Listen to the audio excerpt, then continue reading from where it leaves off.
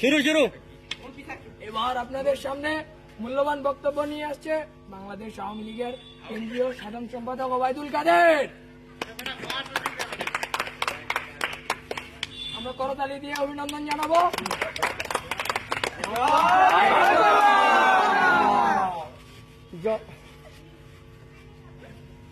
ধন্যবাদ। আমরা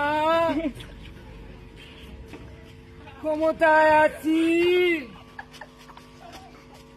ক্ষমতায় থাকবো। কিসের বিএনপি?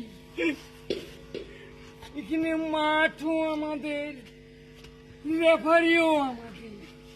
ঠিক বাসি বুসি যা দেবে আমাদের পক্ষেই দেবে।